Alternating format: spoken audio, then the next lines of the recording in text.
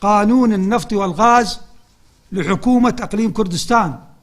رقم 22 لسنة 2007 دادگای فیدراڵی عێراق دوای کۆبوونەوەیەکی تایبەتی لەسەر دۆسیی نەوتی هەرێمی کوردستان و ئەو سکاڵانەی لەسەر دۆسیەکە لە دادگاکە تۆمارکرابوون بڕیاریدا بەوەی یاسای نەوت و گازی هەرێمی کوردستان نادەسووریە و پێچەوانەی دەستورە و بڕیاریدا باڵوەشانەوەی یاساکە و هەروە پابەندکردنی حکوومەتی هەرێم بە ڕادەستکردنی کۆی دۆسیی نەوت بە حکوومەتی فیدراڵی و وەزارەتی نەوتی عێراق لەسەر فرۆشتنی نەوتی هەرێم لە دەرەوەی دەسەڵاتی حکوومەتی ناوەند ساڵی 2012 سێ سکاڵا تۆمار کراوە کە یەکەمیان لەسەر وەزیری سامانە سروشتیەکانی هەرێم و سەرۆکی حکوومەت بوو، دووەمیش لەسەر تورکیا بوو کە نەوتی هەرێمی کوردستان دەکڕێت، سێمیش لەسەر پەرلەمانی کوردستان بۆی پەسەندکردنی یاسای نەوت و غازی هەرێم.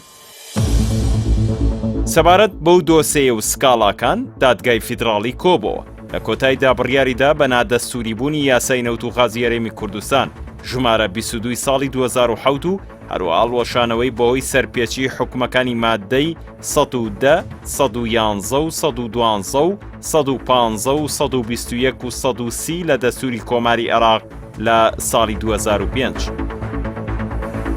دادگاکە هەرێم پابەند دەکات بە ڕادەستکردنی تەواوی دۆسیی نەوت و بەرهەمی نەوتی کێڵگەکانی هەرێمی کوردستان و ناوچەکانی دیکە کە وەزارەتی سامانە سروشتیەکانی هەرێم نەوتیان لێ دەردەێنێت بە حکوومەتی فیدراڵی.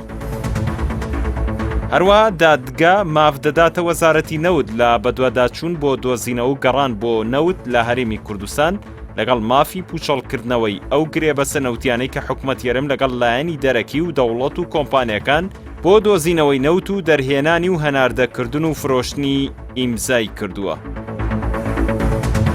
دادگای فیدراڵی حکوومەتی هەرێم پابەند دەکات تا ڕێگە بە وەزارەتی نەوتی عێراق و دیوانی چاودێری دارایی فیدراڵی بدات پێداچوونەوە بە هەموو ئەو گرێبەسە نەوتیانەدا بکات کە هەرێمی کوردستان ئیمزای کردوون بەمبەسی وربینیکردنیان و دیاریکردنی مافەدارایەکان کە لە ئەستۆی حکوومەتی هەرێمدایە.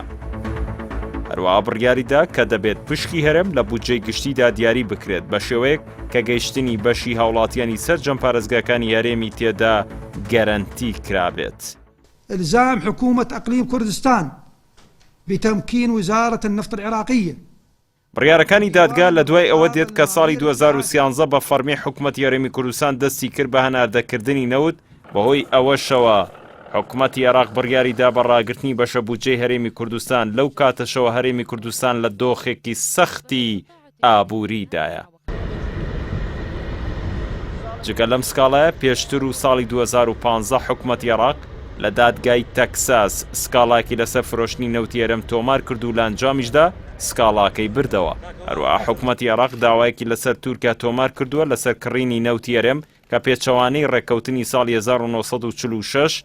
کە سێ جاری دیکە لە ساڵەکانی 1973 و 1977 و 2010 نوێ کراوەتەوە. لە بەرامبەریشدا بەغداد داوای 26 ملیارد دلار قەرەبووی لە تورکیا کردووە، بەڵام ئەم سکاڵایش لە کابینەی حکوومەتەکەی عادل عەبدولمادی بۆی نزیکی مادی لە بەرپرسانی هەرێم و فشارەکانی تورکیاوە یەکلایی نەکرایەوە. بڕیارەکانی دادگای فیدراڵی لە کاتێکدایە کە ئێستا هەرێم سەرقاڵی ڕاکێشانی بۆڕیە بۆ تورکیا بە مەبەستی فرۆشتنی غاز بە دەرەوە، ئەمەش لە کاتێکدا بە بڕوای شارەزایانی ئابووری دەرهێنان و هەناردەکردن و فرۆشتنی نەوت بە نزیکەی 100 ملیارد دلار زیانی لە ئابووری هەرێمی کوردستان داوە لە ماوەی 8 ساڵی ڕابردوودا.